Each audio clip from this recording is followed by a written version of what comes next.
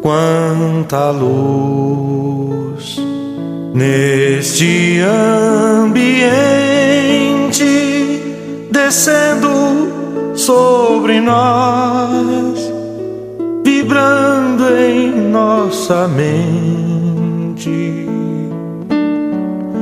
Quanta luz, quando assim em prece minha alma cresce aos olhos de Jesus. Quanta luz, quando em oração a voz do Mestre fala aos nossos corações. Quanta luz descendo sobre nós. Quanta luz,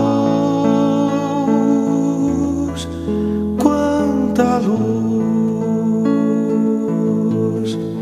quanta luz neste ambiente, descendo sobre nós, vibrando em nossa mente.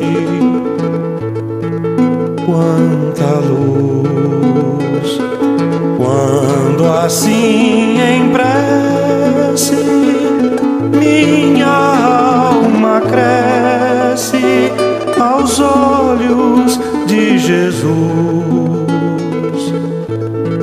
Quanta luz, quando em oração a voz do Mestre fala aos nossos corações. Quanta luz descendo sobre nós. Quanta luz, quanta luz.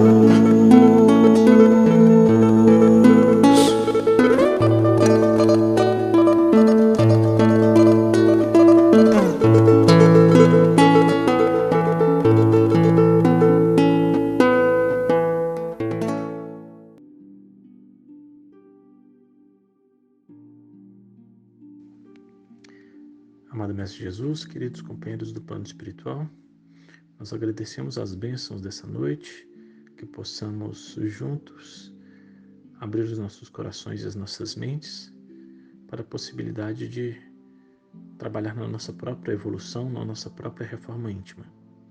Que possamos tirar daqui os melhores conceitos e principalmente colocá-los em prática na nossa vida. Agradecemos a espiritualidade da casa, aos trabalhadores encarnados e desencarnados. Agradecemos ao nosso Mestre Jesus, que sem Ele nada disso chegaria até nós. E acima de tudo a Deus, nosso Pai, que nos possibilitou a nossa existência, a nossa encarnação e a nossa convivência uns com os outros. Muito obrigado por tudo, Senhor, e assim seja.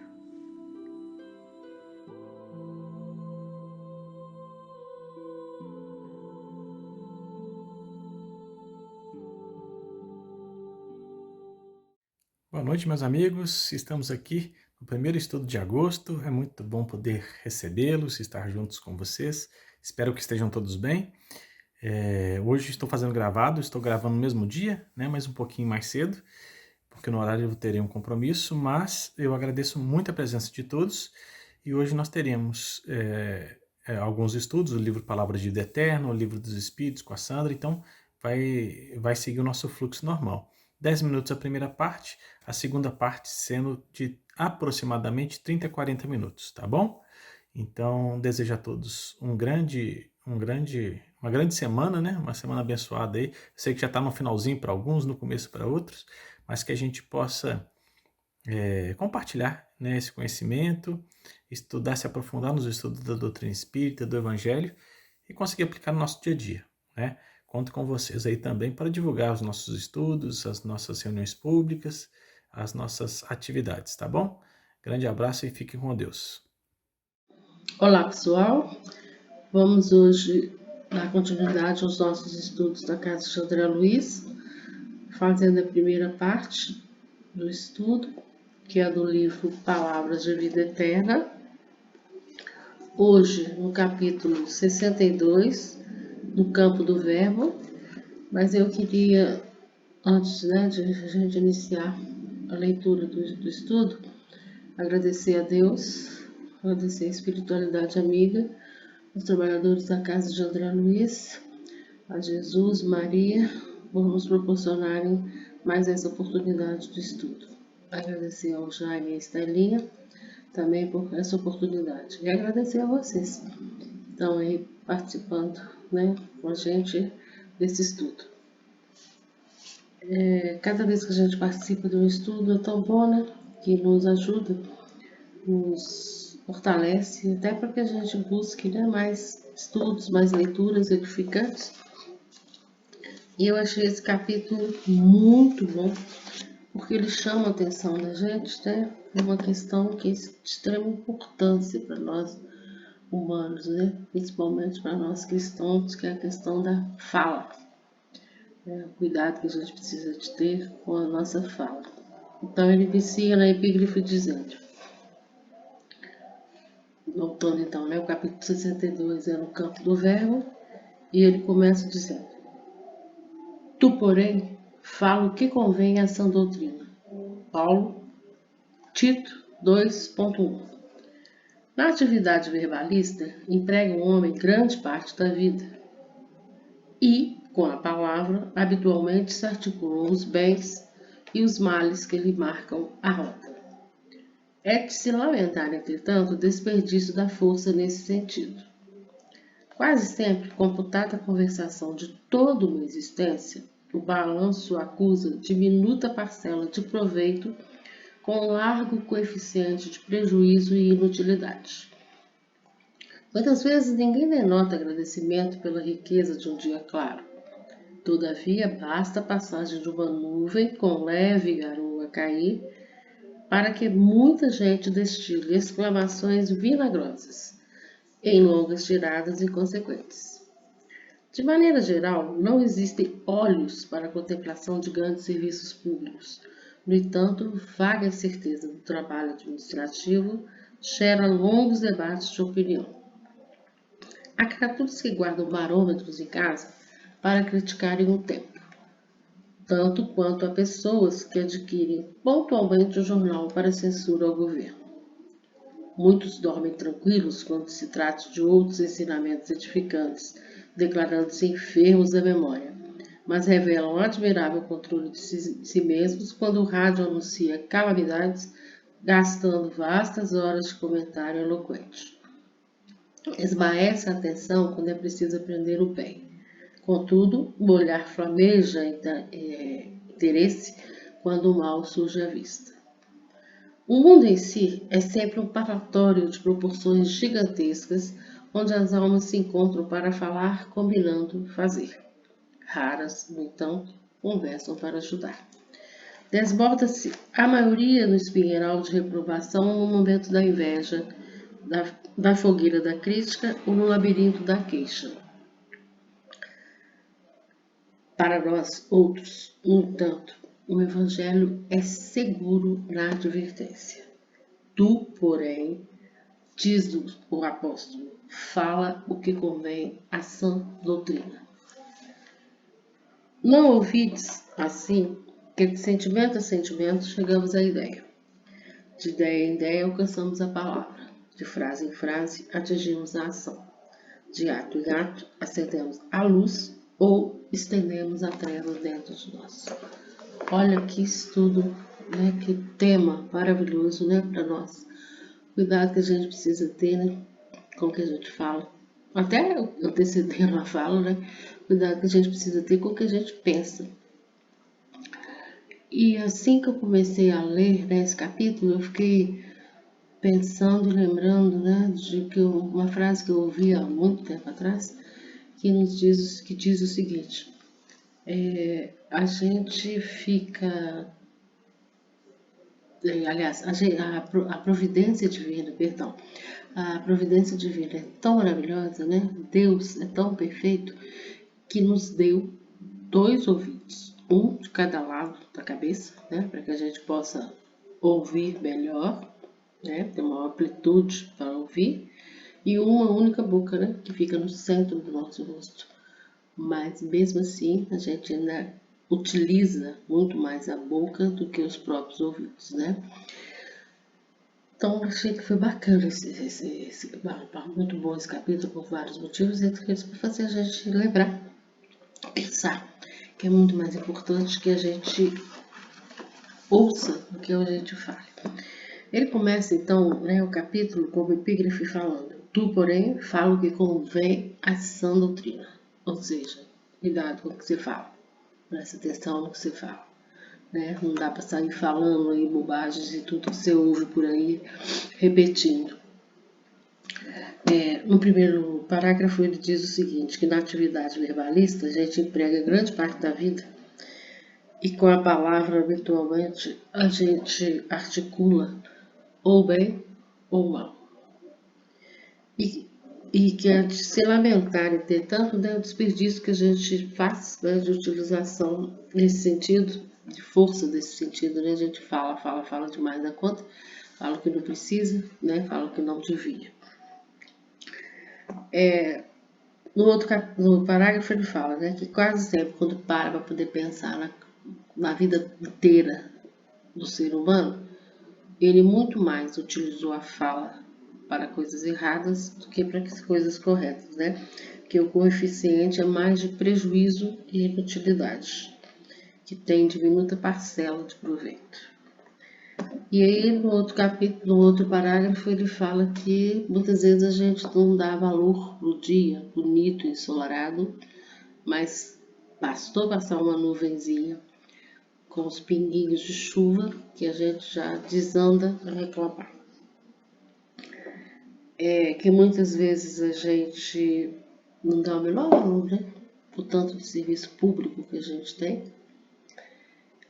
Temos muitos mesmo, né? Em várias áreas, muitos de muito boa qualidade, muitos de grande amplitude, né? Que atendem muitas e muitas pessoas, né? Mas a gente não percebe, né, essas coisas boas, que bastam um momento para que um desses serviços tenha uma falha e todo mundo desanda, né, a reclamar.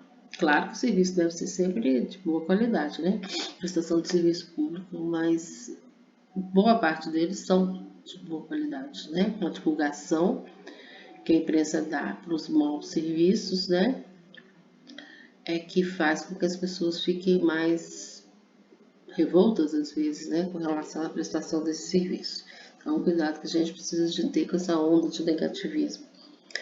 Ele segue dizendo que tem muita gente que tem barômetro em casa para poder ficar prestando atenção, né, na pressão que o ar, né, está tendo naquele momento, para criticar o tempo, na verdade, né, mas que bastou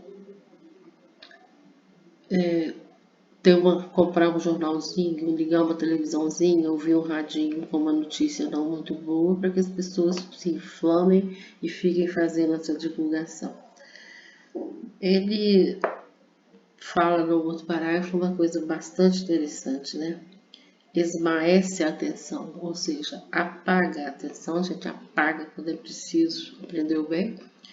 Mas quando é para poder divulgar o mal, né, a gente faz um olhar flamejante, né? Ou seja, fica atento, observa bastante o que não é do bem, né? Prazer que, né, se tem o ser humano em divulgar coisas que não são tão boas. Ele segue dizendo ainda que o mundo em si é um parlatório, ou seja, um locutório, um lugar de conversa mesmo, de proporção gigantesca, onde as almas se encontram para falar, combinando o que fazer. Mas que a grande maioria das vezes esses encontros para combinar as coisas para fazer não dá em nada. acaba virando um espiral de reprovação. As pessoas têm muitas vezes inveja, crítica e queixa, infelizmente.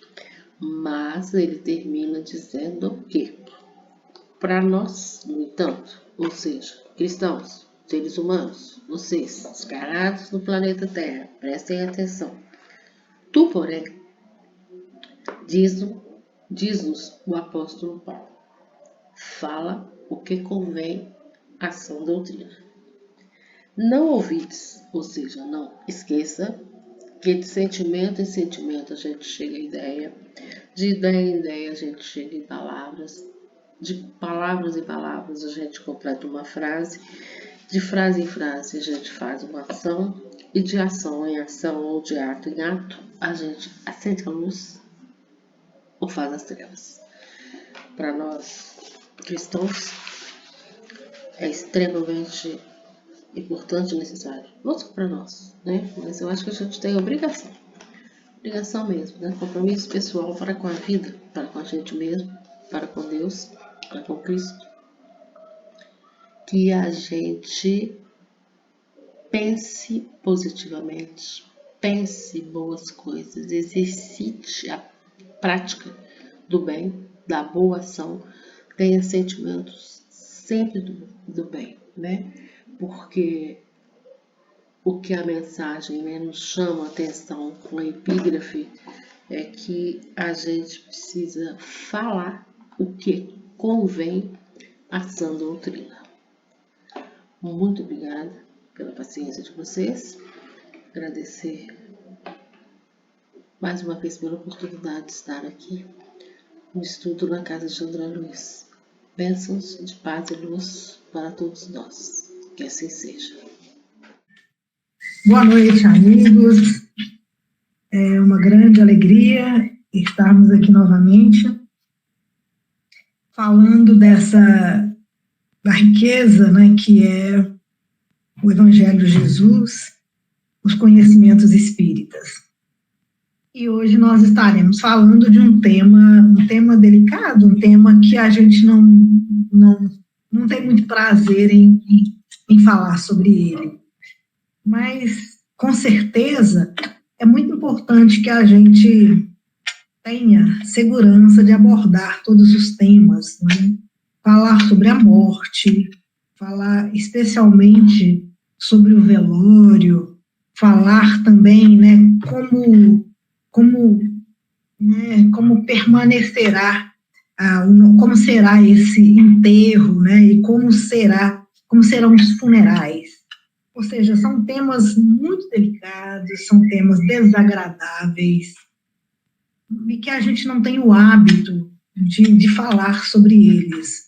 Contudo, ele faz parte da vida, e faz parte da nossa vida, especialmente com os conhecimentos espíritas. Os conhecimentos espíritas trouxeram para nós uma nova visão.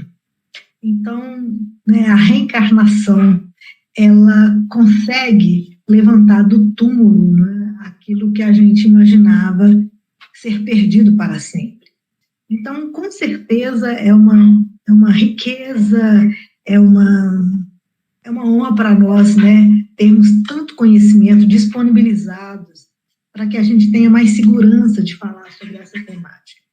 Uma coisa que me fez refletir aqui, e que eu achei interessante, é porque, geralmente, quando a pessoa desencarna, e aí o velório dela ocorre de uma forma diferenciada, e os seus funerais ocorrem também de forma diferenciada, de forma não parecida com as outras, né? Então, diferenciada.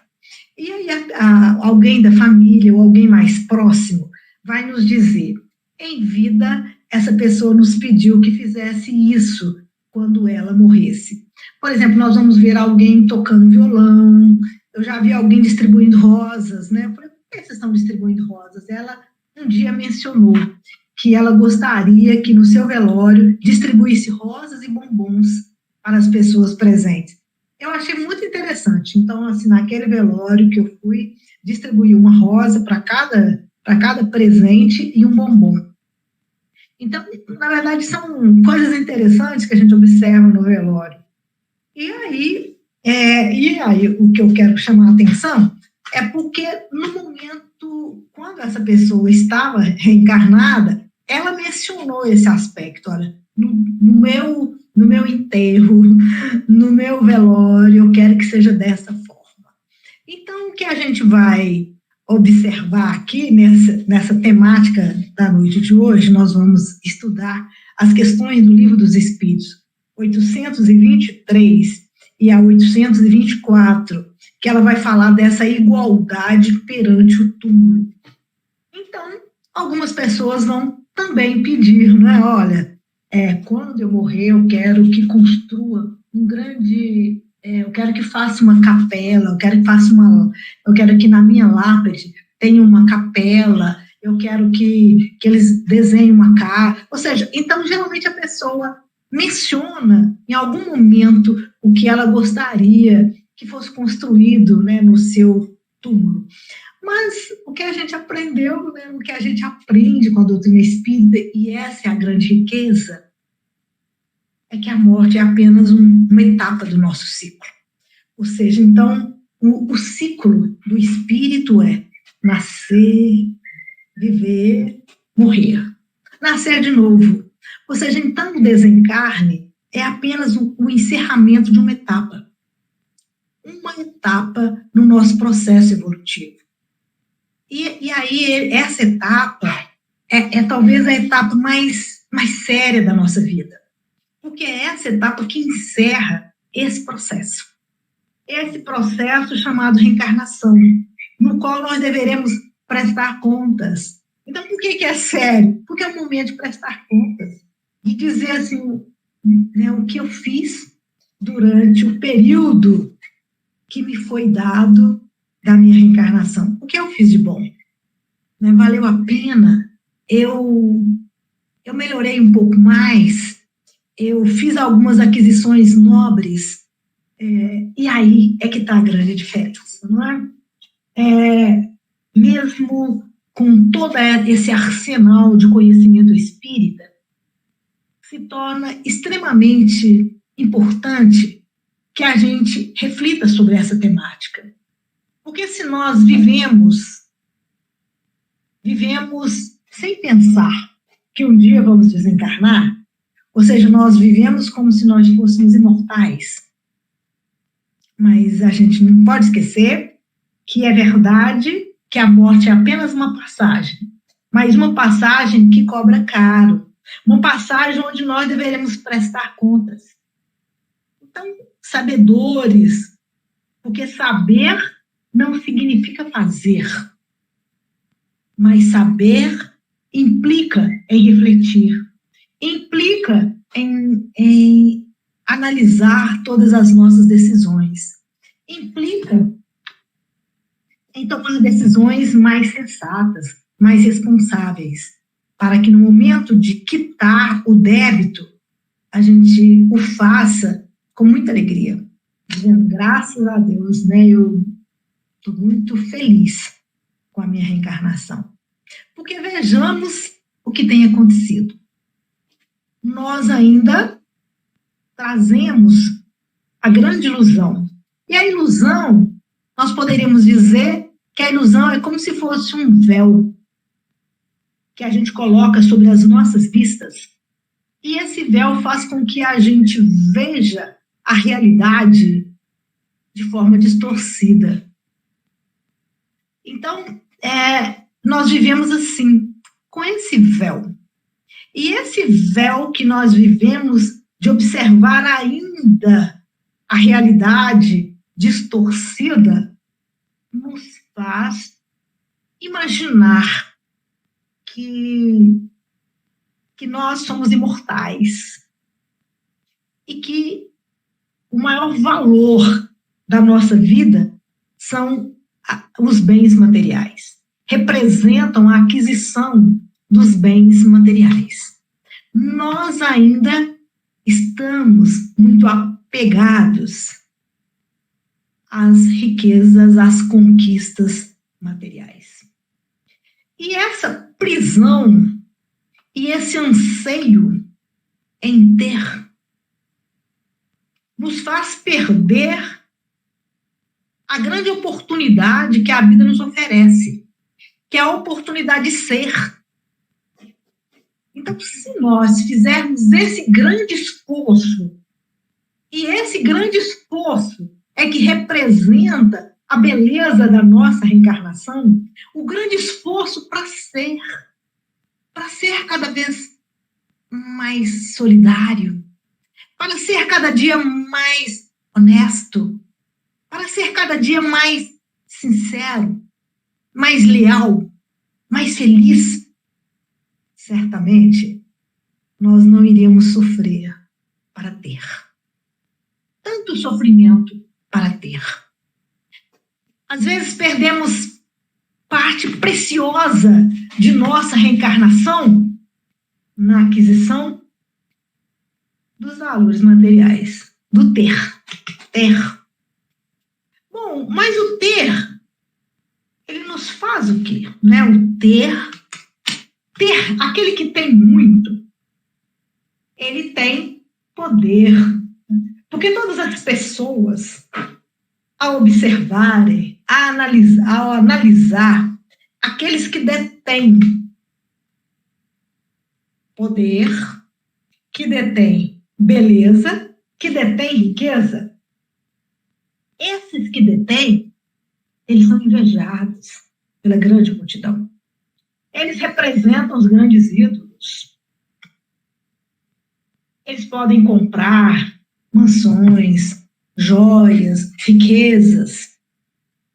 Eles compram mais do que isso. Eles compram a admiração das pessoas. As pessoas ficam admiradas por seus grandiosos castelos, por suas grandiosas riquezas.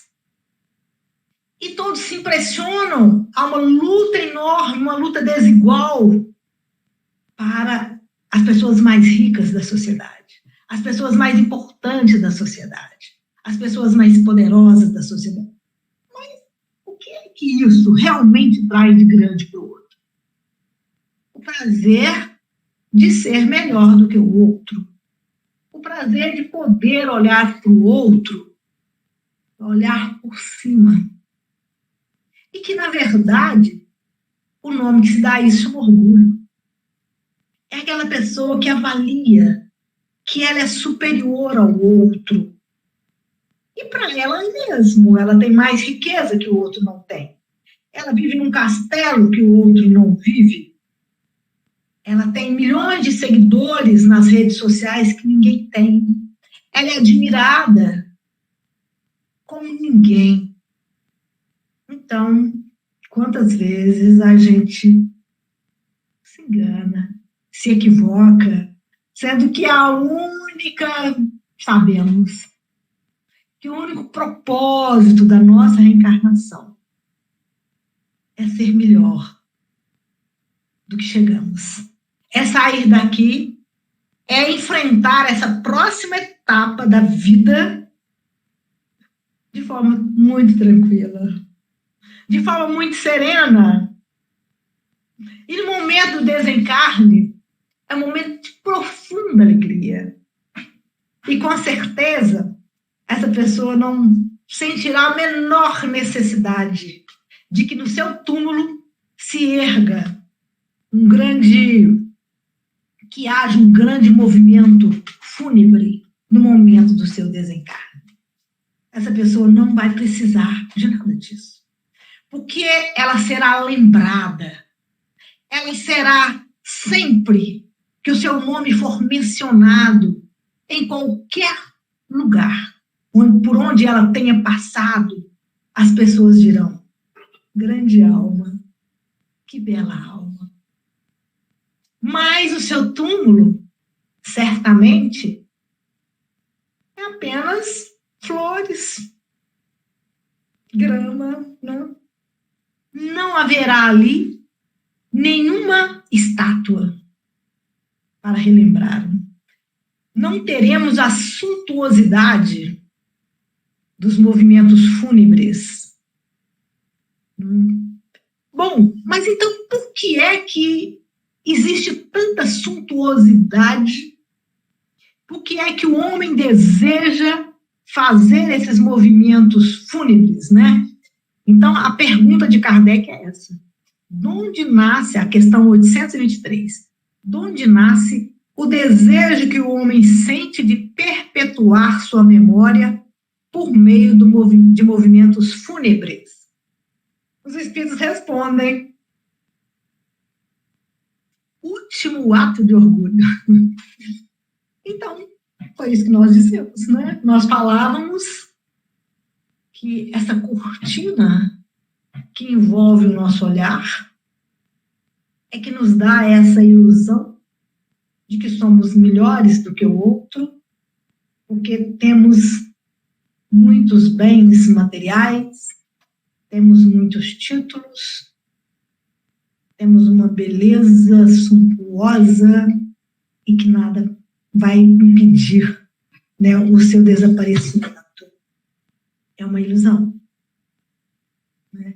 Então, no momento do desencarne, os seus familiares, ou mesmo ela, no momento que ela estava viva, ela manifesta para um familiar: gostaria de ter um funeral, né, que fale, que faça as pessoas não esquecerem como eu era importante, como eu fui amada, como eu fui reverenciada. Certamente a pessoa disse em algum momento da sua vida e que os familiares farão, né, darão nesse desencarne toda a ostentação solicitada por aquele que acaba de desencarnar. Aí ele, né, faz uma outra questão, mas a suntuosidade dos movimentos fúnebres não é antes devida, as mais das vezes, aos parentes da pessoa que desencarna, que lhe querem honrar a memória do que a própria pessoa? Então ele está dizendo que muitas vezes, como eu falei, que eu já acompanhei alguns velórios e que um familiar muito próximo diz: ela, durante a sua vida, solicitou que no momento do seu desencarne fosse realizado essa ação. Mas o que Kardec está perguntando é se muitas vezes não foi a própria pessoa que pediu, mas que são os familiares. A pessoa nunca mencionou, mas os familiares quiseram, então, fazer esse grande movimento suntuoso, né, no seu desencarne. Eles dizendo orgulho, olha que eles respondem: orgulho dos parentes, desejosos de se glorificarem a si mesmos. Ou seja, então, muitas vezes, não foi a pessoa que pediu, mas os próprios familiares, que querem, naquele momento, fazer também valer a sua suntuosidade, a sua riqueza, o seu poderio diante das pessoas que estão acompanhando aquele movimento, aquele processo. Então, muitas vezes, é a própria família que quer dizer para todo mundo: olha, nós queremos que essa pessoa seja sempre reverenciada, que essa pessoa seja sempre lembrada. Por isso, vamos fazer um funeral que possa demonstrar como essa pessoa é importante, que ela jamais será esquecida. E nós falávamos, então, que o que fica na memória, o que fica são as nossas ações. Com certeza, se nós, em algum momento da vida, em que um amigo passa por um grande momento de insegurança, por um momento muito forte de desespero, por um momento muito delicado de sofrimento, e nós às vezes até sem a intenção de fazer. Damos a mão para aquele que está, né, numa situação tão delicada, e ele consegue, com o nosso gesto inesperado, ele consegue encontrar o caminho, enxergar uma luz, ainda que seja no final do túnel. Ele nunca vai esquecer. O momento difícil da sua vida é encontrar alguém que acende uma luz, essa pessoa se torna o seu salvador. Nunca mais será esquecido. São tantos momentos difíceis que as pessoas vivenciam que não há ninguém na Terra que não passe por experiência. Não há ninguém hoje, nesse momento, no nosso planeta, que não precise de um sorriso, de uma palavra de conforto, de uma palavra de esperança e de esclarecimento. E muitas vezes, o fato de dizer, mas o seu filho não morreu. E aí eu me lembro, né, falando em funeral, me veio aqui à mente um funeral muito triste e inesquecível, no qual a mãe tinha uma condição financeira bastante razoável, e ela tinha um único filho. Esse menino, segundo os familiares, ele era uma criança muito especial, por sua bondade, por sua inteligência e pelo amor que ele tinha aos seus pais. Sua mãe o convidou para ir a uma fazenda num dia de domingo, ele tinha 7 anos. E ele disse para ela, eu não vou. Falou de forma muito firme e segura, não, eu não vou. Ela disse, não, mas nós estamos indo e você precisa ir. Ele disse, mãe, eu não vou, eu não irei.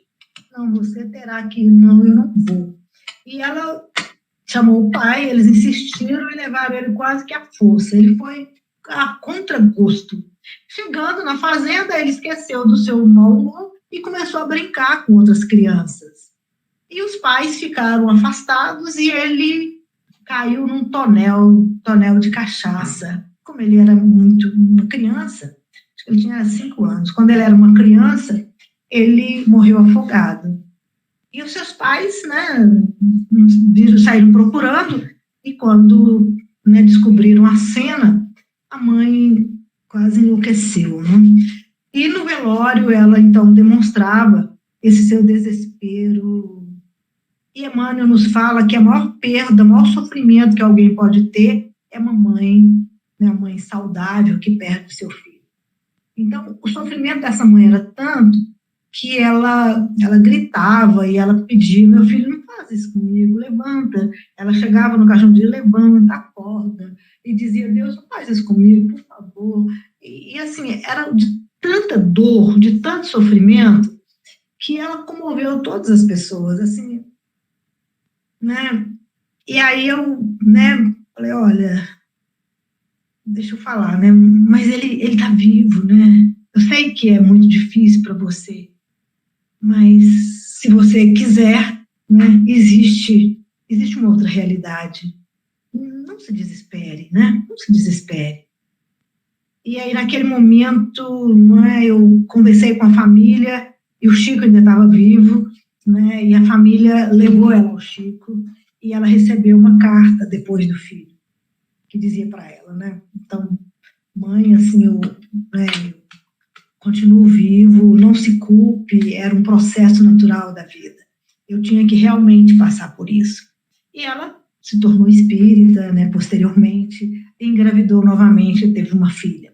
Ou seja, foi uma história triste, né, mas que a mãe mudou, a família toda, né, eles mudaram e eles, né, tiveram uma outra forma de conduzir a vida.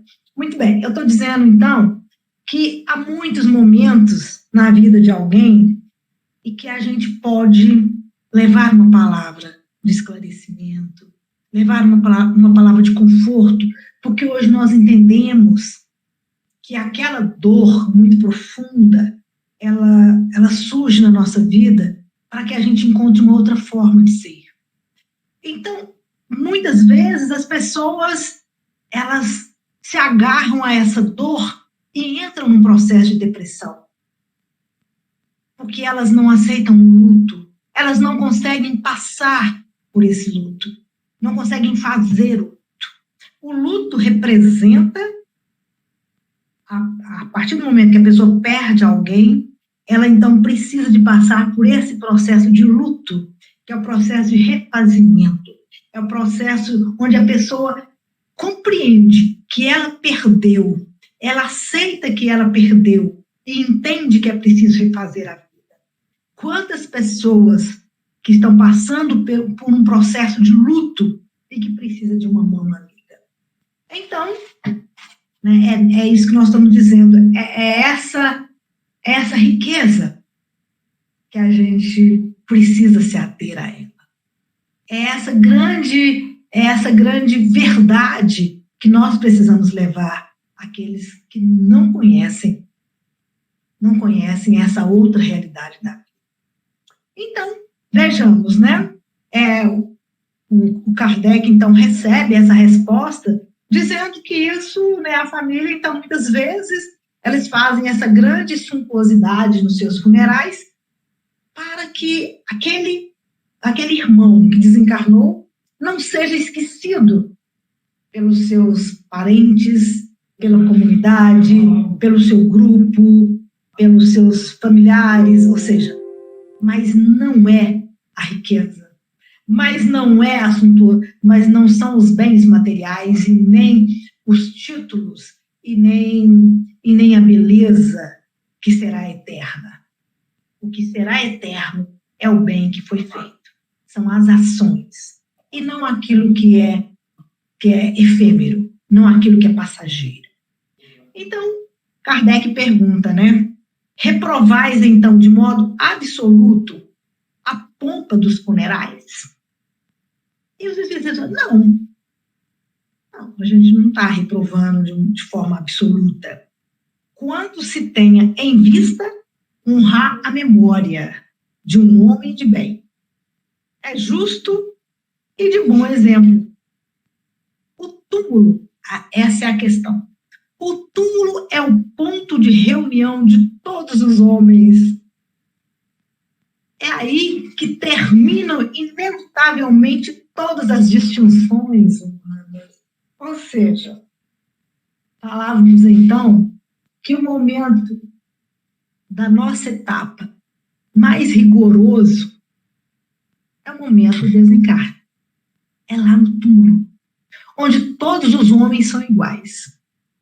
Ou seja, lá no túmulo não há aquele que possui muitos valores, não há aquele que tem uma pele diferenciada, e nem aquele que tem títulos evidenciáveis. Não é esse momento, todos são únicos. Não há sangue azul, todos são espíritos. No momento da morte, então ele vai dizer, é o ponto de reunião de todos os homens. Aí terminam, inevitavelmente, todas as distinções humanas. Então, vejamos que nós vivemos nessa grande ilusão, a ilusão da diferença, a ilusão que nos dá esse orgulho e a vaidade de que somos melhores do que o outro. Somos todos iguais. Somos todos iguais perante o Pai. O que nos difere é apenas as virtudes que já evidenciamos, ou os males também que mostram, que apontam quem somos nós. Isso nos difere. Esse é um espírito mais evoluído, esse é um espírito ainda em processo de evolução. Esse outro ainda está iniciando a sua trajetória. Ele vai dizer, em vão, tenta o rico perpetuar a sua memória. Manda erigir faustosos monumentos. o tempo os destruirá, como lhe consumirá o corpo. Assim o quer a natureza, menos perecível do que o seu túmulo será a lembrança das suas ações boas ou más. A pompa dos funerais não limpará das suas torpezas, nem o fará subir um degrau que seja na hierarquia espiritual. Então, o Kardec vai dizer para nós, os espíritos dirão a Kardec que essa pompa dos funerais, em nenhum momento, né, dará a esse espírito, né, qualquer degrau na sua escala evolutiva. Essa pompa não o fará melhor. E muitas vezes, se ele for muito vinculado às questões materiais, o prenderá. Quantas vezes, né, nós verificamos aqueles cemitérios antigos, né, com aqueles monumentos enormes, e a gente entende assim que isso representa para nós ainda muito das nossas vaidades, né? Porque, né, a gente olha e fala, aquele era mais rico, esse é melhor, esse tem mais, né, é mais suntuoso, esse tem menos. Nada disso diferenciará o espírito, porque tudo isso é passageiro. O que importa são as virtudes conquistadas. O que importa é a vida que nós efetivamente conseguimos trilhar, né, os passos que realmente conseguimos trilhar na nossa presente reencarnação. E para isso é necessário que a gente desperte, é necessário que a gente tenha essa consciência que no momento do desencarne, o que importa é que a gente, né, esteja muito tranquilo realmente para dizer, né, eu estou pronto e com certeza eu fiz o melhor, né? Com certeza eu fiz o melhor, eu não tenho receio desse momento.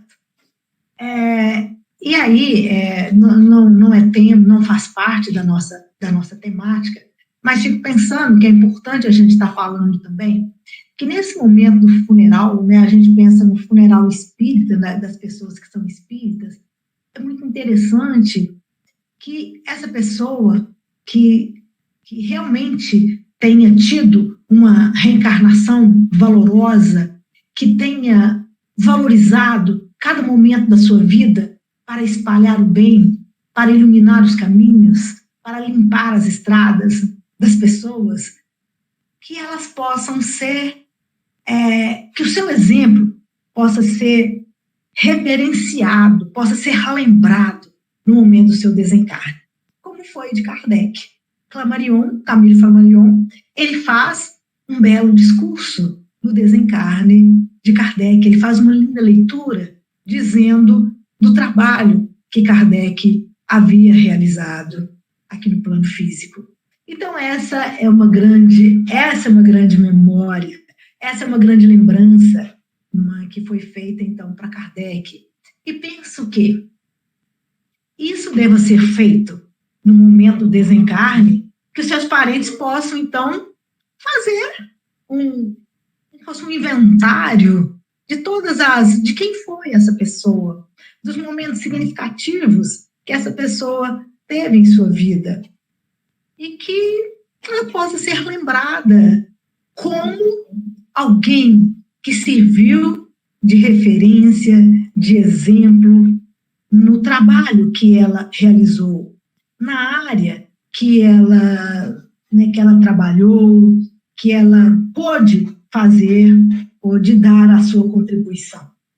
Então, eu acho que isso é interessante, porque evita que no momento do desencarne, nós sabemos que o momento do desencarne é um momento delicado, porque é um momento onde são quebrados os vínculos, é um processo de cirurgia espiritual, onde médicos do plano espiritual, juntamente com uma equipe, eles estão rompendo, fazendo a separação do perispírito com o corpo físico, do duplo etérico com o corpo físico. E nesse momento, é um momento solene.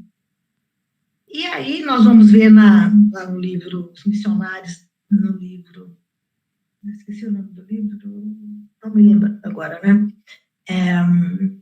Obreiros da Vida. Obreiros da Vida Eterna. Um livro de André Luiz, parece que Obreiros da Vida Eterna, é isso, em que ele vai falar, então, ele vai descrever sobre o processo de desencarne.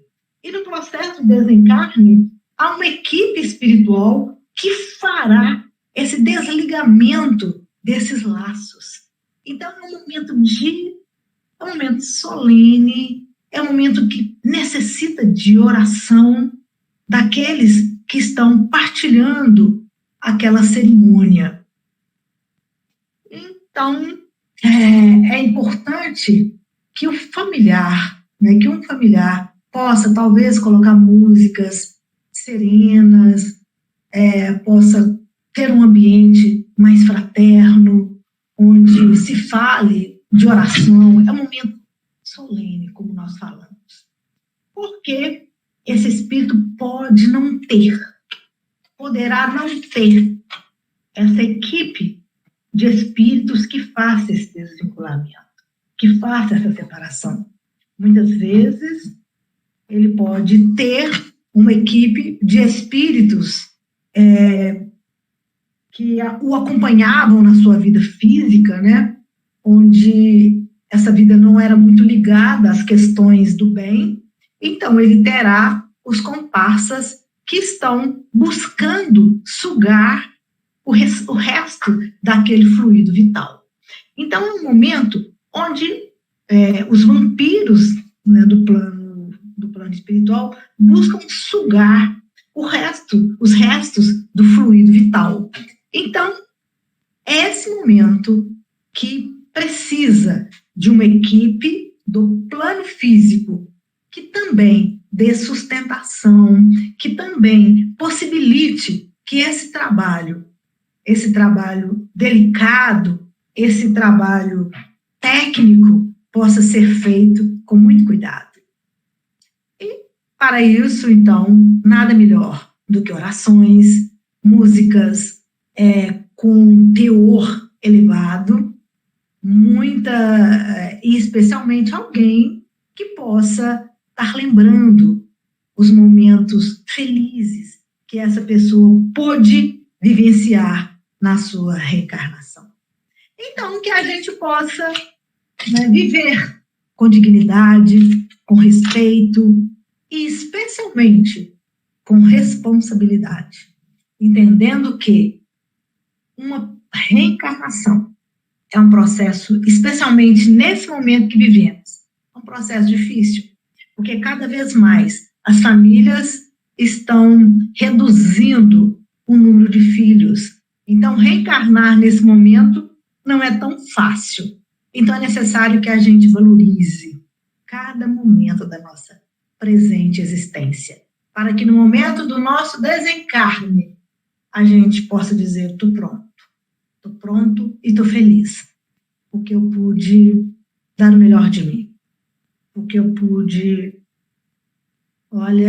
fiz o que eu pude. Muito legal, né? Quando alguém termina a sua reencarnação dizendo: fiz o melhor que pude, estou pronto. Né? Que a gente, né, possa refletir sobre isso e que a gente consiga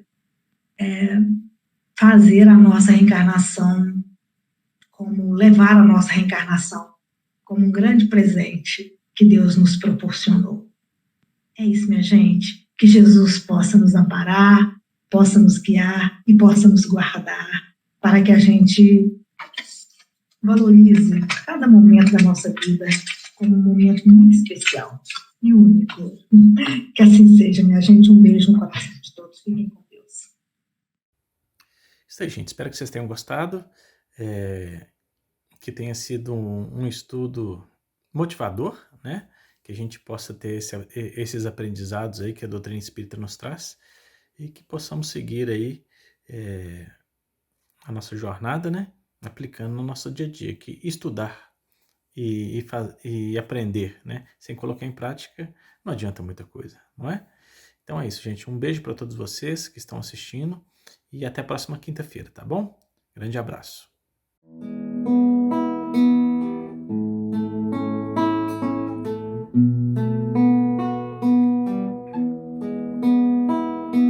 Te encontro em cada momento, te vejo nas ondas do mar, no céu salpicado de estrelas, a ternura de um doce olhar. Te vejo nas cores tão vivas, nas notas de uma canção, na flor que se abre de encanto, no pranto da desilusão. Você que aparece em meus sonhos, que tece de paz meu olhar. Você que renova esperanças em todo momento e lugar. Na vida que brota das fontes, água cristalina jorrar. Te vejo nas noites escuras, na vida a reanimar. No verde das densas florestas, nas manhãs de sol a brilhar. No canto de um simples pardal, na luz de prata do luar. Te sinto em cada segundo, ouvindo o meu palpitar. Te sinto no abraço tão forte, na fé que me faz caminhar. Você que aparece em meus sonhos, que tece de paz meu olhar. Você que renova esperanças em todo momento e lugar.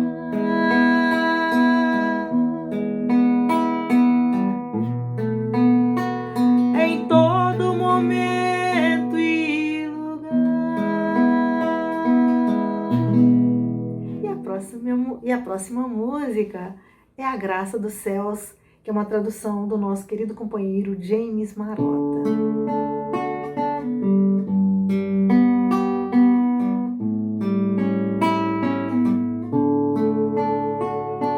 A graça dos céus é doce som, salvando alguém assim. A sua voz me encontrou, sua luz, então eu vi.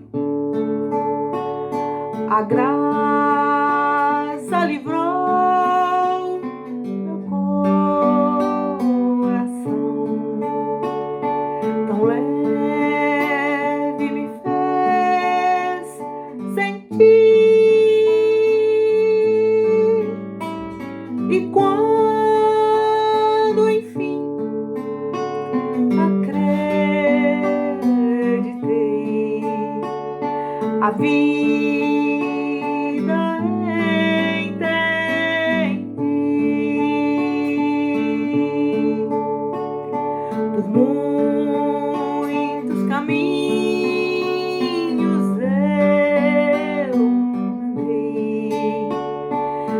perdido na imensidão.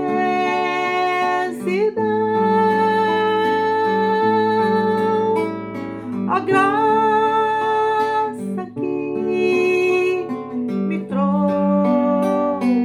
aqui, que vai me conduzir.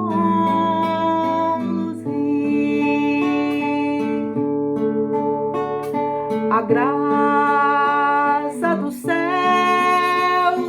é doce som, salvando alguém assim. A sua voz me encontrou, sua luz